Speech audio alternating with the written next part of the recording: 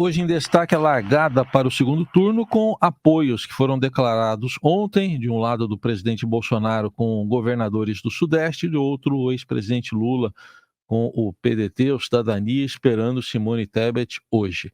Oi, Felipe, bom dia. Salve, salve, Raizen, Carol, equipe da Eldorado FM, melhores ouvintes, sempre um prazer falar com vocês. Bom dia, Felipe. Onde e como Bolsonaro vai buscar esses milhões de votos que faltam para superar o ex-presidente Lula? A gente está vendo essa estratégia marcada no apoio de governadores Rodrigo Garcia de São Paulo, Cláudio Castro do Rio, Romeu Zema de Minas, no Sudeste. É sem dúvida robusta, mas suficiente? Pois é, essa é a grande questão, Carol. O Lula precisa de 1.800.000 votos, mais ou menos, um pouquinho mais, para se eleger, se ele mantiver todos os outros votos que teve. O Jair Bolsonaro precisa ali de mais de 6.156.000 votos. Então, o Bolsonaro tem uma desvantagem numérica, mas saiu na frente na busca de apoio. O Bolsonaro conseguiu o apoio desses 3 governadores dos maiores colégios eleitorais do país: Minas Gerais, o Romeu Zema; São Paulo, Rodrigo Garcia; Rio de Janeiro, Cláudio Castro.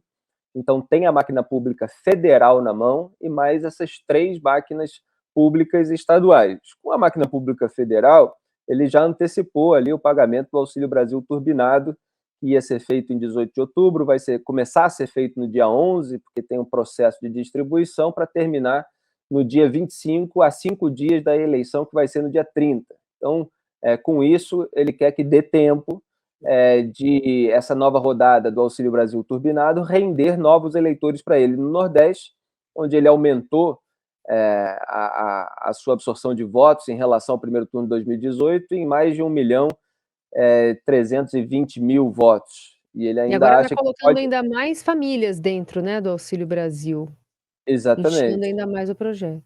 Inchando ainda mais, querendo conseguir novos votos lá no Nordeste. O Romeu Zema, em Minas Gerais, vai tentar virar votos para o Jair Bolsonaro. Virar votos, normalmente, a gente diz quando é voto de um candidato, do candidato adversário, do Lula, mas é claro que ele vai tentar abocanhar ali os votos do Ciro Gomes, da Simone Tebet e dos demais candidatos. Esses votos somam 9,9 milhões. Repito, Bolsonaro precisa pouco mais de 6 milhões de votos. Então, a campanha do Bolsonaro está ali tentando conseguir pelo menos 3 milhões entre os eleitores do Ciro, da Simone, de outros, e mais 3 milhões, né, e mais alguns quebrados de ambas as partes, lá no Nordeste. Eles precisam fazer ali todos uns cálculos que envolvem a quantidade de votos que o Bolsonaro teve em 2018 e que tem agora, a diferença entre os votos que cada governador que apoiou a candidatura dele teve nessa eleição e os votos que o Bolsonaro teve. Então, por exemplo, principalmente Minas Gerais e Rio de Janeiro, você tem os votos do Romeu Zema, eles são em maior número do que aqueles que o Bolsonaro teve. Então, essa diferença são os votos que eles vão tentar trazer para o Bolsonaro. Então, o Romeu Zema vai tentar ajudar ali o Bolsonaro a ganhar essa diferença de votos, esse número a mais que ele próprio, Zema, teve para a eleição do presidente. Da mesma forma, o Cláudio Castro aqui no Rio de Janeiro. E, obviamente, eles têm os mapas de votação, então eles focam ali nos redutos onde estão esses votos que são considerados votos potenciais. Quer dizer, se o sujeito votou no Cláudio Castro no Rio, mas não no Bolsonaro na campanha presidencial, ele tem mais chance, tem alguma propensão de votar no Bolsonaro, porque existe uma afinidade entre o Bolsonaro e esse governador. Aqui no Rio de Janeiro, o Cláudio Castro teve um voto expressivo na população de baixa renda. Então, certamente tem voto aí que é um voto Castro-Lula, inclusive. Não só Castro-Tebet, não só Castro-Ciro, mas tem também Castro-Lula, porque o Cláudio Castro estava com a máquina pública na mão, está com dinheiro em caixa, com a venda da SEDAI, que foi privatizada, rendeu mais de 22 bilhões de reais, então atingiu ali uma população de baixa renda, para quem distribuiu benesses, né? Você teve obras aí de infraestrutura, obras de saneamento básico, principalmente de moradia para essa população, e vai ali fazer propaganda de governo para esse pessoal, dizer que o Bolsonaro estava aliado, que também é responsável por isso, qualquer tipo de mensagem que tente atrair. Quando você atrai um voto do seu adversário direto, aquilo é como se tivesse peso 2, né? Você tira um dele e ainda ganha um. Então, é melhor do que conseguir apenas os votos dos demais candidatos. O Rodrigo Garcia acabou declarando apoio, ele perdeu a eleição em São Paulo, lembrando que o Tarcísio de Freitas, que é o candidato bolsonarista, chegou à frente do candidato petista, Fernando Haddad, com quem vai disputar o segundo turno. O Rodrigo Garcia foi criticado por algumas pessoas por sair na frente ali da decisão do PSDB, a Executiva Nacional liberou os diretórios estaduais do partido para declarar o apoio, mas o Rodrigo Garcia já declarou antes da decisão do Diretório Estadual Paulista. Deixou um monte de secretário bravo. Deixou, exatamente, vocês sabem bem. Está pensando ali no futuro, nesses 3 meses de governo que ainda restam para ele, então existe uma parceria agora com o governo federal, vai tentar sair fazendo bonito ali para o eleitorado, mas tem vínculos também com empresários que são muito mais bolsonaristas do que petistas, tem uma turma do agronegócio que tem uma influência muito grande, e como ele fez uma campanha e tem um histórico que é mais ligado nesse campo que vai do centro para a direita e não do centro para a esquerda, ele também pensa no futuro da atuação política dele dentro desse campo ideológico. Mas dentro E do aí, PSDB também, Felipe, porque ele acaba minando muitas pontes, né? Ele tomou uma decisão isolada dentro do partido, ele é novo dentro do partido e até o Fernando Henrique Cardoso tende a votar muito mais junto com o Lula do que junto com o Garcia, né? Junto com o Tarcísio ou o presidente Lula, presidente Bolsonaro. não, exatamente, cara, eu estou falando aqui mais das motivações pessoais dele, mas elas parece que se sobrepuseram aos desejos, aos posicionamentos internos do PSDB, o que não é novidade, porque o PSDB é um partido de tucanos que ficam se bicando o tempo todo. E é um partido que, historicamente, se você pegar a cúpula mais antiga do PSDB, é de centro-esquerda. Inclusive, eu, quando era colunista na Veja, fiz uma postagem, um texto ali, que pode ser encontrado no Google, quem quiser, que é PSDB e PT disputavam esquerdismo e Odebrecht. E eu peguei ali uma compilação, uma compilação de declarações do Fernando Henrique, José Serra, Aécio Neves, Aloysio Nunes, Geraldo Alckmin, toda a velha cúpula tucana. Eles dando várias declarações no sentido de que eles se consideravam a esquerda autêntica e dizendo que o petismo não é a verdadeira esquerda. E agora estão juntos, né? Geraldo Alckmin já é vice na chapa do Lula, José Serra já declarou apoio até no primeiro turno para a campanha do Lula. Então você tem esse histórico mais à esquerda que faz que esse pessoal acabe preferindo o Lula ao Jair Bolsonaro, que eles colocam ali na extrema-direita, etc. Cada um tem a sua rotulação em relação ao atual presidente. Então, o Rodrigo Garcia cria essas dificuldades internas. Vamos ver se ele vai conseguir se segurar no partido, se vai sair, se vai ser expulso, se vai pedir. O PSDB, partido rachado, não tem unidade, e é uma das razões pelas quais acabou minguando em sua força, e o resultado das urnas mostrou isso completamente. Então, repito, Bolsonaro fez esse arco de alianças nos 3 maiores colégios eleitorais, então ele fica realmente com um horizonte de crescimento, existe um potencial, é claro que isso tudo é muito relativo, porque a máquina pública é importante, assim, não seria certo que fosse assim, a gente tem um problema no país desse instituto da reeleição, mas ela precisa ser combinada com uma mensagem muito específica, muito eficiente, com esse desempenho eficaz da campanha. Vamos ver se eles serão capazes de reduzir essa desvantagem ou virar o jogo. O Lula precisa de muito pouco, mas saiu muito atrás. Ele conseguiu ali o apoio do PDT. O Ciro Gomes fez um vídeo em que ele não tem o menor entusiasmo em apoiar o Lula.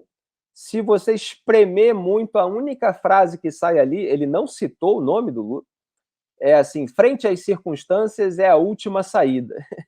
Se você espremer, é isso que você poderia usar numa campanha de declaração do Ciro para tentar atrair o eleitorado dele. É muito pouco, obviamente. É. Imagina se você precisa aí de uma recomendação de alguém para fazer um trabalho ou para fazer um intercâmbio, né, quando você é jovem, quer pegar uma carta, e a única frase que você tem, ó, frente às circunstâncias, é a última saída. Quem é que vai ser convencido de que você é a melhor solução para aquilo? E logo em seguida ele fala, olha, as opções nesse momento são insatisfatórias, fala que vai permanecer vigilante, que vai fiscalizar, que não vai aceitar nenhum cargo no governo. Quer dizer, ele mantém uma distância regulamentar de qualquer erro, qualquer sujeira que venha aparecer nesse governo, e mostra simplesmente que ele segue a decisão do partido como um político que respeita a executiva nacional. Então, assim, não tem ali um entusiasmo do Ciro que possa influenciar mais o eleitorado dele. E a Simone Tebet, só concluindo essa parte, ela parece que vai fazer uma declaração de apoio sem fazer o L também, sem entusiasmo, e uma declaração de apoio crítico. Eles estão tentando combinar esse tom, e o PT, até a Janja, a esposa do Lula, já ligou para Simone Tebet, eles estão tentando extrair o máximo da Simone e tentando fazer com que ela faça esse pronunciamento ao lado do Lula, que não era o que o MDB queria. O MDB também tem um racha interno, mas é um racha um pouco mais encoberto, vamos dizer assim. Eles convivem com essas diferenças. O MDB mais ao centro-oeste, ao sul, é mais bolsonarista, mais para o norte e nordeste é mais lulista, é a turma lá do Renan Calheiros. Mas você tem o MDB, que fez parte, inclusive, do governo Bolsonaro, ocupou lideranças do governo no Congresso, no Senado. E eles preferiam que a Simone Tebet só falasse e o partido não se envolvesse muito. A campanha do Lula está tentando fazer com que haja um maior envolvimento para ele poder atrair esse eleitorado. Agora, Felipe, pensando na imagem, né, literalmente, na foto do dia de ontem, quem saiu melhor na foto, na estratégia? Bolsonaro com os governadores dos 3 estados mais populosos, que têm mais eleitores, ou Lula ali, ainda com apoios que você citou de Ciro Gomes, discreto, do Cidadania, que foi anunciado também, da parte do Roberto Freire? Na foto de ontem, quem que saiu na frente? Não resta a menor dúvida que foi o Jair Bolsonaro. Ele está na frente em apoios, mas está atrás nos números. Então ele está correndo atrás, mas parecia mais preparado para o cenário do segundo turno do que a campanha do Lula, que fez um apelo pelo voto útil, que foi um tiro no pé, gerou essa migração de votos para o Bolsonaro na reta final. Lógico que eu não estou dizendo que também essa migração não ocorreria com o crescimento do Lula e o risco de ele ser eleito e o antipetismo pesando mais do que o antibolsonarismo, e as pessoas, portanto, votando no Bolsonaro, até por uma incompreensão que eu já falei aqui. Muita gente acha que para evitar uma vitória de um candidato no primeiro turno, precisa ir lá votar no segundo colocado, como se o voto no terceiro, no quarto, no quinto, não tivesse o mesmo peso no primeiro turno, porque só são eliminados os votos brancos e nulos. Né? Mas muita gente antecipou esse voto útil do segundo turno para o primeiro, e o Lula não se preparou para isso. O Lula queria ser eleito pela propaganda simplesmente personalista, nadando de braçada no antibolsonarismo, sem apresentar propostas concretas e específicas. Ele não conseguiu, ele vai precisar explicitar essa agenda econômica, incorporar aquilo que os agora apoiadores da campanha dele estão pedindo. O PDT, por exemplo, pediu ali a incorporação de 3 propostas de renda mínima, de renegociação de dívida, e outras questões, e vai precisar tirar coelho da cartola, porque não tem muito. Eu tinha escrito num artigo que era culpa é de Lula, ele coloca em Ciro, porque fez isso em 2018 e já estava fazendo isso no primeiro turno, em que eu estava dizendo que se o antibolsonarismo arrefece, com a reativação do antipetismo no Sudeste, o Lula fica dependendo simplesmente do nível de rejeição ao Bolsonaro, porque não tem mais ferramentas. E foi exatamente aquilo que aconteceu. E no artigo eu falava que o Bolsonaro estava já oscilando para cima em São Paulo. Assim, foi precisamente o que mostrou o resultado das urnas. O antipetismo continua muito forte no Sudeste, principalmente em São Paulo, e o Lula ficou um pouco sem ação. Ele está na frente, ele está com vantagem, ele precisa de pouco, mas é um pouco que vai dar muito trabalho para o PT conquistar. E ainda, para concluir, existe o apoio do Sérgio Moro, declarado, ao Jair Bolsonaro, contra o Lula, evidentemente, talvez em outro cenário não apoiasse, e do Deltan Dallagnol, dessa turma da Lava Jato. Aliás, é bom registrar, e eventualmente vou comentar mais a respeito disso, que a Rosângela Moro recebeu para sua campanha R$50 mil do empresário Salim Matar, o Deltan Dallagnol recebeu R$25 mil do empresário Salim Matar, que é um empresário antipetista que participou do governo Bolsonaro, foi secretário do ministro da Economia, Paulo Guedes, e que é muito mais próximo do bolsonarismo, principalmente do guedismo, do que do petismo, né? E então você tem aí o apoio dos principais candidatos aí que receberam doações do Salim Matar ao Jair Bolsonaro, por exemplo, Marcel Van Hatten, do Partido Novo, que recebeu até uma fatia maior, R$250 mil. O Novo ali atuou bastante ao longo desse governo como linha auxiliar do bolsonarismo, e isso rendeu muitas críticas do próprio João Amoedo, que queria que o Novo fizesse oposição. Ele chegou a divulgar números nas redes sociais nesses últimos dias, mostrando como o partido perdeu votos, mas aqueles candidatos mais bolsonaristas, como Marcel Van Hatten, acabaram se elegendo, mas diminuiu a bancada do Partido Novo na Câmara dos Deputados e diminuiu o número de votos na candidatura presidencial, né? O João Amoedo teve mais de 2 milhões de votos a mais do que o Felipe Dávila. Mas voltando aqui, o Bolsonaro perdeu de 2018 para 2022 um eleitorado mais defensor da Lava Jato. E o Bolsonaro vem tentando, desde a reta final do primeiro turno, principalmente, trazer de volta esses eleitores arrependidos e frustrados que votaram nele em 2018, mas que ficaram insatisfeitos com as promessas descumpridas, os estelionatos eleitorais, a sabotagem do combate à corrupção, e agora está tentando usar ali essa turma da Lava Jato, que, enfim, é alvo também de promessas do Lula de vingança, de perseguição, não os deixarei quietos, etc. Falou barbaridades nesse sentido. Então, essa turma acabou, diante desse quadro, escolhendo isso. É óbvio que a postura mais coerente, mais moralmente elevada, de acordo com aquilo que o próprio Moro, por exemplo, apontou sobre a sabotagem do combate à corrupção no governo Bolsonaro, sobre a ingerência na Polícia Federal, seria uma postura neutra, uma postura de absoluta independência.